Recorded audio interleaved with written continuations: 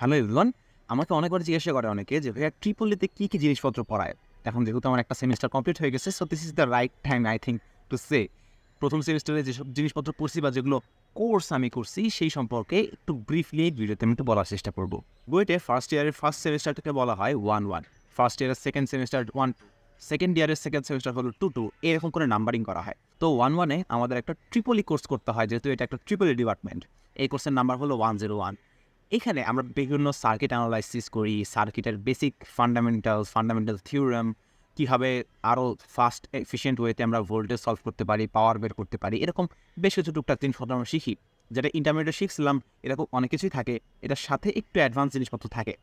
So এটা বেশ interesting একটা কোর্স, আমার কাছে খুবই পছন্দের একটা কোর্স ছিল এটা। বলে রাখা ভালো, আমাদের বুয়েটের সকল কোর্সের একটা করে নাম্বার সিস্টেম থাকে বা একটা করে কোড থাকে। এটা 3 ডিজিটের হয়। যেটা জোড় সংখ্যা সেটা আমরা দেখে বুঝি যে এই কোর্সটা একটা সেশনাল কোর্স বা ল্যাবে গিয়ে করতে হয়। আর যেটা বিজোড় সংখ্যা সেটা বুঝি এটা ক্লাসরুমে করতে হবে, এটা একটা থিওরি কোর্স। সো ট্রিপলি 101 এটা একটা থিওরি কোর্স ছিল।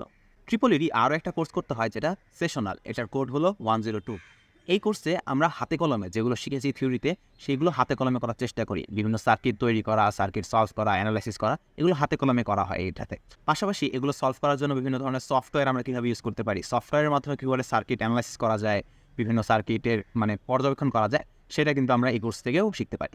এগুলো খুবই বেসিক লেভেলের হয়, তার মানে খুবই অ্যাডভান্স হয় না, একটু ইন্ট্রোডাক্টরি টাইপের, যেন আমরা একটু ট্রিপলির সাথে একটু নিজেকে মানিয়ে নিতে পারি। ফার্স্ট সেমিস্টারে ট্রিপলি শুধু এই দুটো কোর্সই করতে হয়, এরপরে শুরু হয় আমাদের নন ডিপার্টমেন্টাল কোর্স। অনেকে অনেক সময় জানেই না যে একটা ডিপার্টমেন্টে পড়াশোনার সময় তার নন ডিপার্টমেন্টাল অনেক কিছু করতে হয়, ম্যাথ, ফিজিক্স, হাবিজাবি অনেক কিছু পড়তে হয়। এরকম একটা কোর্স হলো সিএসসি কোর্স। এটারও আমাদের থিওরি করতে হয়, তার সাথে সাথে সেশনাল করতে হয়। কাজেই দুটো কোর্সই আমাদের এখানে থাকে। থিওরি কোর্স সাথে আমরা বিভিন্ন ল্যাঙ্গুয়েজ শিখি। মূলত এখানে সি এবং C++, এই দুটো ল্যাঙ্গুয়েজ আমরা ভালো মতো শিখি। এটা বিভিন্ন কীভাবে অপারেট করতে হয় সব কিছু আমরা এখানে মূলত আলোচনা করি, শেখার চেষ্টা করি, শিখলেই হয় আর কি। আর যেটা ছিল আমাদের সেশনাল কোর্স, সেই সেশনাল কোর্সে যেগুলো শিখছি ওগুলো একটু প্র্যাকটিক্যাল ওয়েতে আমরা অ্যাপ্রোচ করার চেষ্টা করি। সো থিওরি কোর্সেও আমরা অনেকটা প্র্যাকটিক্যাল করি, ক্লাসে করা হয়, বাট সেশনাল কোর্সে আরও ভালো মতো ল্যাবে বসে একদম প্র্যাকটিক্যাল যেই ফিলটা আসে সেই জিনিসটা করা হয়। কাজেই বেশ ইন্টারেস্টিং কোর্স, খুবই মজাদার একটা কোর্স। আমার পার্সোনালিটিটা বেশ ভালো লাগে। তবে অনেকে একটু প্যারা খায়, অনেকে প্রোগ্রামিং খুব দ্রুত হয়, তো নন ডিপার্টমেন্টাল কোর্সগুলো অনেক দ্রুত আগায়, কাজেই এটা অনেকে মানায় নিতে পারে না। সো এটা একটা পেইন দেয় মেজরিটি স্টুডেন্টকে। এরপর আমাদের করতে হয় ফিজিক্স কোর্স, ফিজিক্স 1-1। এটা একটা থিওরি কোর্স এবং এই কোর্স করার সময় আমাদের বিভিন্ন রকমের ফিজিক্সের ফান্ডামেন্টালগুলো পড়তে হয়। যেমন আমাদের থার্মোডাইনামিক্স পড়তে হয়, আমাদের ওয়েভ পড়তে হয়, আমাদের অপটিক্স পড়তে হয়, অনেক কিছু পড়তে হয়। কাজেই এই একটা কোর্সের মধ্যে অনেক কিছু আছে, অনেক জিনিসপত্র অ্যাবজর্ব করতে হয়, অনেক খাটনি করতে হয়। তবে বেশ ইন্টারেস্টিং যদি তুমি ঠিকমতো পড়তে পারো। ইউনিভার্সিটিতে একটা মজার বিষয় হলো আমরা এইচএসসিতে অনেক বেশি অ্যাপ্লাই করি জিনিসটা, যে একটা থিওরি পড়ার পর ম্যাথ করি, বাট ভার্সিটিতে আইরনিক্যালি অনেক বেশি আমাদের কনসেপ্ট, থিওরেম, প্রমাণ, ডেরিভেশন এই জিনিসগুলোতে ফোকাস করতে হয়। কাজেই এখানে ফিজিক্সটা বোঝার চেয়ে বোঝা তো অবশ্যই আছে, তার চেয়ে বেশি মুখস্থর উপরেও কিন্তু একটা জোর দিতে হয় এখানে। কাজেই এইখানেও কিন্তু অনেকে স্ট্রাগল করে। পার্সোনালি আমি নিজে কিন্তু এখানে একটু স্ট্রাগল করেছি। মজার বিষয় হলো আমাদের ট্রিপলিতে 1-1-এ 2টা ম্যাথের কোর্স করতে হয়। একটা 157 আর একটা হলো 159। 157 যেটা দুটোই থিওরি কোর্স, 157ও থিওরি কোর্স। এখানে আমরা বেসিক্যালি ক্যালকুলাস সম্পর্কে আলোচনা করি। আমাদের যে ইন্টিগ্রাল ক্যালকুলাস এবং ডিফারেন্সিয়েশন ক্যালকুলাস, এইগুলো নিয়ে আমরা একটু বেশি ঘেঁটে দেখি। ইন্টারমিডিয়েটে যা শিখছি মূলত সেগুলোই, তবে আরেকটু অ্যাডভান্স ওয়েতে আরেকটু এক্সট্রা থিওরাম ইউজ করে আমরা এখানে শিখি। বুঝতে পেরেছ? সো বেশ ভালো একটা কোর্স। যারা ম্যাথ অনেক পছন্দ করে তাদের খুবই পছন্দের একটা কোর্স।